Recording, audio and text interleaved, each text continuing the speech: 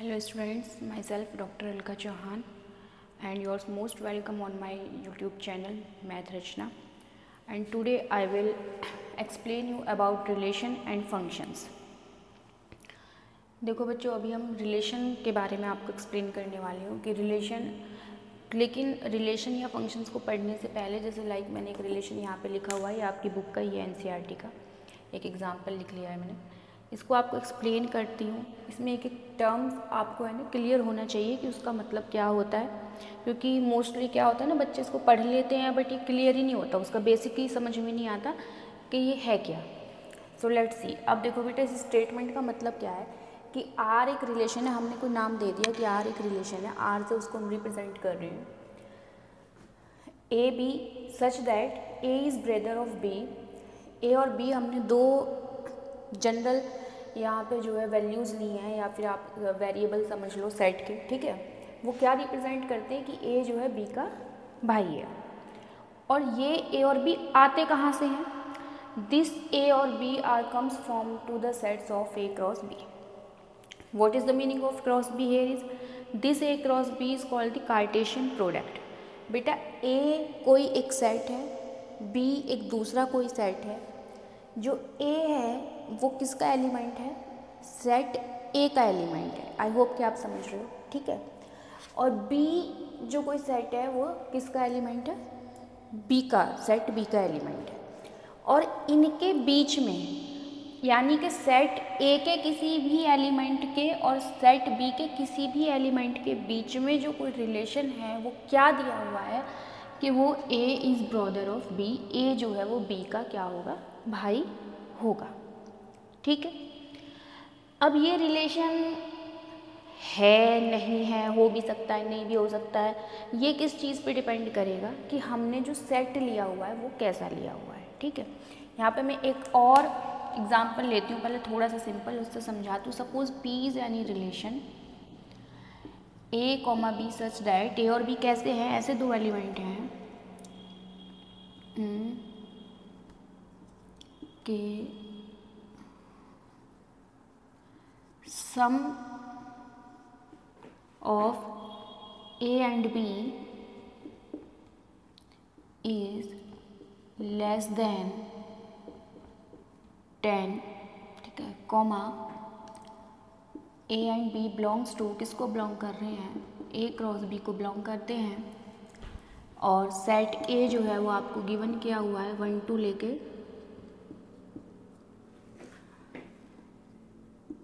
4 और 5 के नंबर्स के लिए, और सेट बी जो है बेटा वो सपोज कीजिए आपको दिया हुआ है इसने 0 6 8 एंड 10 के लिए, राइट। अब देखो, क्योंकि यहाँ पे थोड़े से नंबर्स हैं तो आपको क्लियरली समझ में आएगा।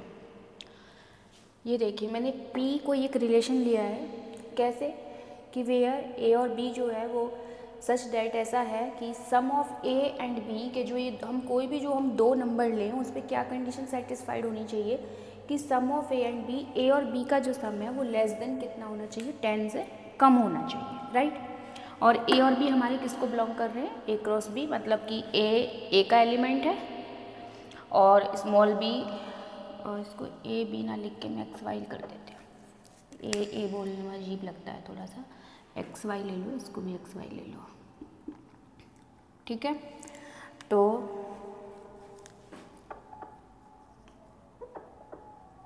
Okay, now let's see. अब देखो, X sum of X and Y is less than 10। X और वाई का जो सम है वो कैसा होगा? 10 से कम होगा। और एक्स और वाई किसको बिलोंग करेंगे? X is the element of A and Y is the element of B, और ए और बी क्या है? ये है।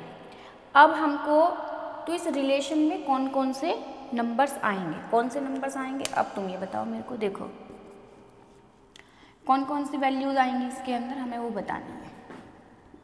देखो बच्चों, अगर आप 1 लेते हो, सपोज x को आपने 1 लिया, कैसे चूज़ करते हैं बताती हूँ। x क्या है? x 1 हो सकता है, 2 हो सकता है, it could be 3, could be 4 and could be 5, ठीक है। लेकिन सिर्फ x की चॉइस नहीं करनी है। x किसके रिलेशन में आप देख रहे हो? In term of y। और कैसा रिलेशन है बच्चा कि इन दोनों का जो सम हो वो लेस देन 10 हो, यानी कि if you are taking x is 1 then y could be 0 because 1 plus 0 will be 1 less than 10. Okay, x को अगर आप 1 ले रहे हो तो y could be 6. ओके, क्योंकि ये हो सकता है, और 1,8 ये भी इस रिलेशन का एक एलिमेंट होगा. इसके अलावा आओ 2 पे आओ, 2,0 2,6, बट 2,8 इसके अंदर नहीं आएगा. क्यों नहीं आएगा? क्योंकि 2 और 8 का जो सम होगा वो 10 होगा, वो इक्वल टू 10 है. लेस देन मैंने वहाँ पे स्टेटमेंट ली हुई है, कंडीशन जो दी हुई है आपको कि लेस देन 10 है. ओके, इन केस ऑफ 4,0 और 4,6 नहीं बनेगा, बाकी same 4, 5,0. So these are the elements of the relation P. Clear? I hope कि समझ में आया हो. और ये पूरा जो मैंने लिखा है ना 1,0, ये पूरा एक एलिमेंट बनता है किसका? हमारे रिलेशन P का. ठीक है, और इसके इस एक एलिमेंट के जो टपल्स हैं 1,0, तो 1 कहाँ से आता है बेटा? 1 आता है from the set of A और 0 आता है from the set of B. और किस रिलेशन पे बेस्ड हैं कि हम 1 और 1 के साथ में मैंने यहाँ पे 10 क्यों नहीं लिया? क्योंकि अगर आप 1 और 10 का सम करोगे तो वो 11 हो जाएगा, और हमें जो रिलेशन देखना है वो ऐसा देखना है कि x और y का सम लेस देन 10 हो. तो आई होप कि आपको रिलेशन समझ में आया होगा. ये जो नंबर्स, ये स्टेटमेंट है, ये कंडीशन, वॉटएवर, ये जो भी लिखा होता है इसका क्या मतलब होता है, किसको कहाँ से हमें देखना होता है.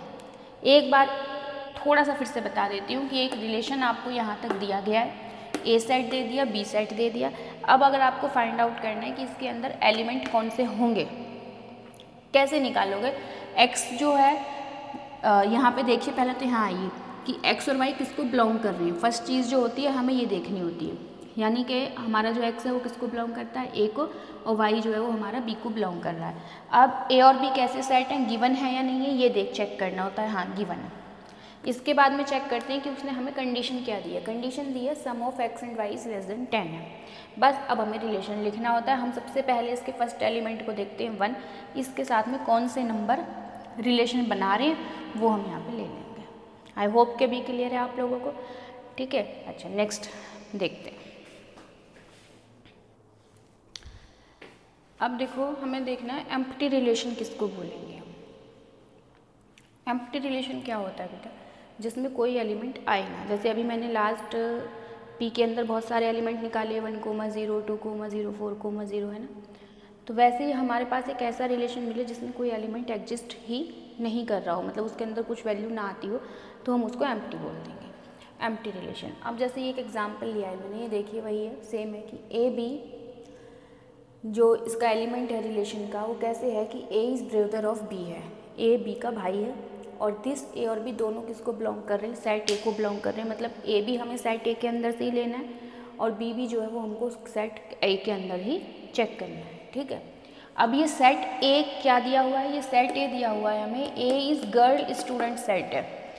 किसी क्लास की सारी लड़कियों का हमने एक सेट आपको गिवन किया हुआ है. सपोज कीजिए आपकी क्लास में 20 लड़कियाँ हैं, उनका हमने एक सेट बना दिया. उसके अब आप इसी सेट से, ये जो आप A और B देखोगे ना, ये आप उसी सेट से देखोगे. तो क्या इज़ इट पॉसिबल कि क्या कोई लड़की भाई हो सकती है किसी दूसरी लड़की की? पॉसिबल है? नहीं है, ऐसा पॉसिबल नहीं हो सकता है.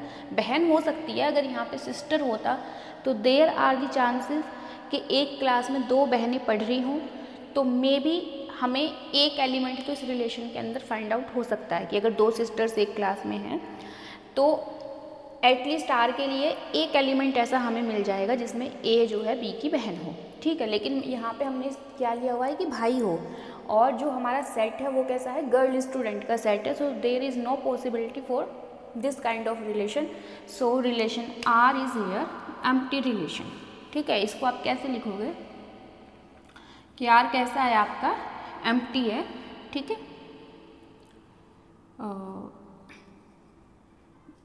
बस यार कैसा रिलेशन है आपका? एम्प्टी. एम्प्टी को हम किससे शो करते हैं? 5 से शो करते हैं. ठीक, कि there is no A, B belongs to A such that A is brother of B. इसका जो मीनिंग है वो ये है कि there is no A comma B belongs to A such that A is brother of B. ये हमारा empty relation हो गया। Now the next one is universal relation. ठीक है, अब यूनिवर्सल रिलेशन क्या होगा, जैसे एम्प्टी रिलेशन में कोई भी एलिमेंट नहीं आएगा निकल के, वो फाई होता है, एम्प्टी होता है। यूनिवर्सल में क्या होता है कि जिस सेट पे वो आपको दे रहा है तो उस सेट के हर एक एलिमेंट के लिए रिलेशन जो है क्या हो जाता है, हमारा सेटिस्फाई हो जाता है। ठीक है, तो हम उसको बोलेंगे कि ये क्या हो गया, हमारा यूनिवर्सल रिलेशन हो गया। ठीक, अब देखिए बेटा, या फिर आप किसी भी सेट ऑफ नंबर्स पे अगर मैंने नंबर्स पे रिलेशन बनाया हुआ है तो सब पे जो है क्या करेगा, एग्जिस्ट करेगा। ये देखिए, हमने एक रिलेशन ले लिया है यहाँ पे ए कॉमा बी। अब product of A and B is 0, ये रिलेशन ले रहे हैं हम कि ए और बी का जो प्रोडक्ट है वो क्या होगा, 0 होगा। And this A comma B comes from the set X and Y. Set X just contain one element which is the 0 and set Y is whole natural numbers ले लो, या फिर आप जो है होल रियल नंबर्स ले लो। ठीक है, रियल नंबर्स का सेट ले लीजिए हमने वाई, तो now this it will become universal relation. अब ये देखिए क्या लेना है, रिलेशन क्या कहता है, product of A and B, जो ए और बी का प्रोडक्ट है वो 0 आ जाए। अब ये देखिए कि क्या ये रिलेशन इसके हर एक नंबर पे सेटिस्फाइड हो रहा है, बिल्कुल हो रहा है। ए क्या होगा हमारा, 0 ही होगा, because there is only one element in the set X. ठीक है, तो there is only one choice for the element A, तो ए विल बी 0, राइट। तो इसके जो एलिमेंट होंगे वो कैसे होंगे, अगर आप रिलेशन आर के एलिमेंट लिखने जाते हो 0 कॉमा, अब बी के लिए क्या हो सकते हैं, आप चाहे 1 लो, 0,2 ले लो, 0,3 ले लो, 0,-∞ ले लो, कुछ भी चूज़ कर लो। इनका 0 और 1 का प्रोडक्ट क्या होगा, 0। 0 से आप किसी भी नंबर को मल्टीप्लाई करोगे तो it will become 0। So this is the universal relation, okay, because this is going to satisfy the whole set for X and Y. I hope कि ये क्लियर है आपको।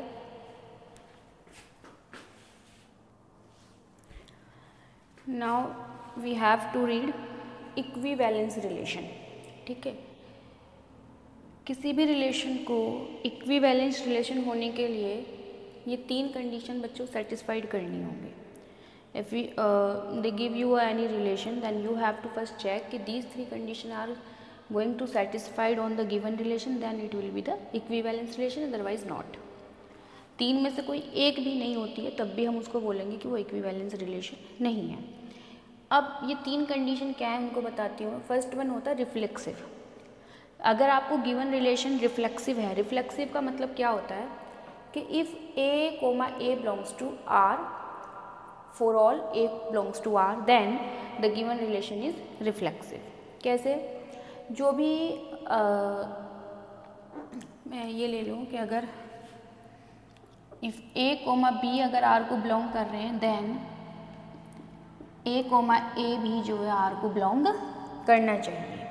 ठीक है, ये कैसे, इसको भी थोड़ा थ्रू एग्जांपल अभी मैं आपको एक्सप्लेन करूँगी कि एलिमेंट खुद के साथ भी वो रिलेशन फॉर्म करे।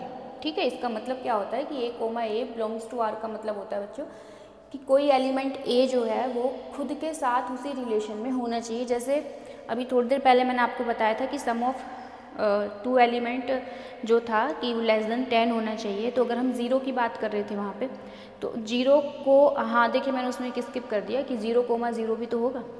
अगर आप 0 को नहीं, 0,0 नहीं होगा उसमें, आई थिंक उस सेकंड सेट में 0 एलिमेंट नहीं था, राइट। हाँ, तो हमें यही चेक करना है कि अगर 0 दूसरे नंबर्स के साथ सम लेस देन 10 दे रहा था जिसके साथ भी, तो क्या 0 खुद के साथ भी लेस देन 10 है? ऑफकोर्स 0 + 0 इज लेस देन 10 है। तो यही है इसका मीनिंग कि A comma A belongs to R होना चाहिए। Now the second one is symmetric.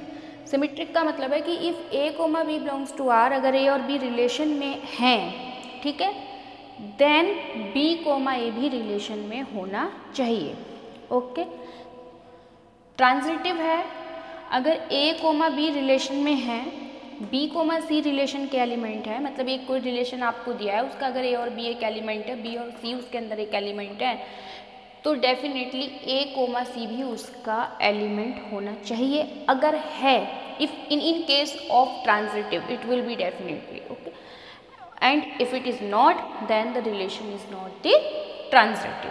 Okay, now we will check all three conditions by one and by one, okay, so that you can understand more clearly. Now here is one example. Relation P is T1 comma T2 is such that T1 is congruent to T2 and ये उन्होंने given नहीं किया हुआ है, मैं ले T1 comma T2 belongs to set of triangles, ठीक है। ये हमने सभी टाइप के ट्राइंगल्स का एक सेट लिया हुआ है, ठीक है, जिसमें से हम T1 और T2 को क्या कर रहे हैं, ले रहे हैं, ठीक। T1 और T2 कहाँ से आ रहे हैं, T1 and T2 are coming from the set of triangles, ठीक है, एंड द रिलेशन इज कि T1 is congruent to T2। अब एक चीज़ देखिए, जो फर्स्ट कंडीशन थी रिफ्लेक्सिव की, है ना, वो क्या कहती थी रिफ्लेक्सिव की कंडीशन, ये जो मैं ये एपिस्ट्रोफी कर देती हूँ इसके ऊपर, ये इसका मतलब समझा करो, स्पेलिंग आगे खुद कंप्लीट कर लेना। तो जो रिफ्लेक्सिव रिलेशन है वो क्या बताया था, मैंने भी आपको बताया था कि if A comma B belongs to R then A comma A belongs to R, right, ये होना चाहिए। अब देख लो कि क्या ये हो रहा है, इस पर चेक करो ये आप। अच्छा, जब आप इसको प्रूफ करोगे सपोज, तो आप कैसे करोगे, पहले आप रिफ्लेक्सिव की कंडीशन दोगे, उसके बाद आप इसके बारे में, क्योंकि ये स्टेटमेंट वाला क्वेश्चन है तो स्टेटमेंट देनी पड़ेगी। कैसे दोगे, देखो कि T1 और T2 तो रिलेशन में है ही हमारे, क्या है कि T1 is the congruent triangle to T2, ठीक है। तो अब हमें चेक करना है कि क्या T1 के साथ भी रिलेशन में है, यही चेक, इसका मतलब यही हुआ। तो इसका आप क्या लिखोगे कि every triangle is congruent to itself. मैं अगर कोई एक ट्राइंगल लेती हूँ तो वो ट्राइंगल खुद के तो कॉन्ग्रुएंट होगा ही ना बेटा। अब ये मत पूछना कि कॉन्ग्रुएंट ट्राइंगल क्या होता है, you are the student of 12th class, ठीक है। तो कोई भी ट्राइंगल अपने खुद के क्या होता है, कॉन्ग्रुएंट होता है। तो ऑफ कोर्स इस पर ये कंडीशन क्या होती है, सेटिस्फाइड होती है कि T1 coma T2 belongs to R, और पहले आप स्टेटमेंट दोगे every triangle is congruent to itself. We know that कि every triangle is congruent to itself, then T1 comma T1 belongs to R, hence the given relation is reflexive. ये लिखना होगा आपको, okay. Now check for the symmetric relation. अब symmetric में क्या है बेटा, सिमेट्रिक में वो क्या बोलता है, सिमेट्रिक में बोलता है कि if A comma B belongs to R है, then A comma B belongs to क्या होना चाहिए, आर होना चाहिए, then the B comma A, okay. अगर ए बी रिलेशन में है तो बी ए भी रिलेशन में होना चाहिए। उसने क्या बोला है कि T1 कोमा T2 रिलेशन में है, कैसे है कि T1 is congruent to T2 है। तो क्या आप ये बोल सकते हो, क्या आप ये जानते हो कि अगर T1 T2 का कॉन्ग्रुएंट ट्राइंगल है तो क्या T2 भी T1 का कॉन्ग्रुएंट ट्राइंगल होगा, ऑफ कोर्स होगा, ठीक है। तो ये आपको लाइन लिखनी होगी कि if T1 is the congruent to T2 then T2 will be congruent to T1, then the given relation is the symmetric relation by the definition of symmetric relation, and the definition is here, okay। First आप ये definition दोगे symmetric relation की, उसके बाद में आप ये reason दोगे कि कोई भी अगर ए ट्राइंगल ए कॉन्ग्रुएंट है ट्राइंगल बी के, तो ट्राइंगल बी भी कॉन्ग्रुएंट होगा ट्राइंगल ए के। अच्छा, ये इस तरह की जो मैं बात बोल रही हूँ ना, ये हर रिलेशन में सेटिस्फाइड नहीं होती है। अगर मैं कोई एक माइनस का ये आपको रिलेशन दे दूँ कि x माइनस वाई वाला, ठीक है ना, तो क्या ये सिमेट्रिक होगा, नो, ये सिमेट्रिक नहीं हो सकता, क्योंकि x माइनस वाई जो है वो y माइनस एक्स के इक्वल आए, ये कोई ज़रूरी नहीं है, राइट। देखिए जैसे अगर हमने एक कंडीशन ले रखी है कि x माइनस वाई जो है हम सपोज कर रहे हैं कि लेस देन 5 है, तो बेटा नंबर्स की चॉइस के ऊपर डिपेंड कर रहा है।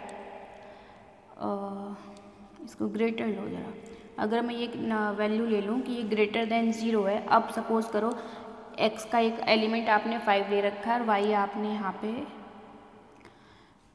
2 मान लो 2 ले रखा है, तो 5,2 अगर आपका रिलेशन में है तो क्या 2,5 इस केस में तभी होगा सिमेट्रिक। अगर 5,2 है तो क्या 2,5 भी है। इसको जब आप चेक करने जाओगे तो ये क्या हो जाएगा 2 minus 5 which is less than 0 -3 आएगा, है ना। तो this relation is not symmetric. I hope कि अभी क्लियर होगा।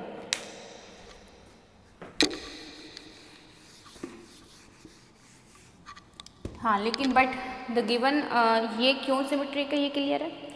Now the third one is the transitive. अब हमें ट्रांजिटिव की कंडीशन चेक करनी है। जब आप इसमें ट्रांजिटिव की कंडीशन चेक करने जाते हो तो उसमें क्या दिया था, a, b रिलेशन में हो, b, c रिलेशन में हो, then c, a, c, then a, c भी क्या होगा रिलेशन में अगर है, ये चेक करनी होती है देन वाली कंडीशन कि अगर a, c भी रिलेशन में है तो वो ट्रांजिटिव है, नहीं है तो नहीं है। देखो मैंने एक ये ट्राइएंगल ले लिया, ठीक है, इसका नाम लिख लिया T1। एक ट्राइएंगल मैंने ये लिया, this is the T2 and this is the T3। अब एक बात बताइए मुझे, T1 T2 के कॉन्ग्रेंट है, ठीक है, T2 और T3 कॉन्ग्रेंट दिए हुए हैं। T1 T2 के साथ कॉन्ग्रेंट ट्राइएंगल है और T2 और T3 आपस में कॉन्ग्रेंट हैं, तो क्या T3 और T1 फिर आपस में कॉन्ग्रेंट नहीं होंगे? बिल्कुल होंगे, ठीक है। By the definition of the congruent triangle, if T1 is congruent to T2 and T2 is congruent to T3, then T1 will be congruent to T3. Okay, so the given relation P is the equivalence relation because this relation is satisfying all the three conditions: reflexivity, symmetric and transitive. Okay, I hope कि आप लोगों को relation समझ में आया होगा। अब आप इसके क्वेश्चंस कर पाएंगे। मैं भी इस पर नेक्स्ट वीडियो में कुछ अच्छे जो इस पे क्वेश्चंस हैं उनको और ज़्यादा एक्सप्लेन करूँगी।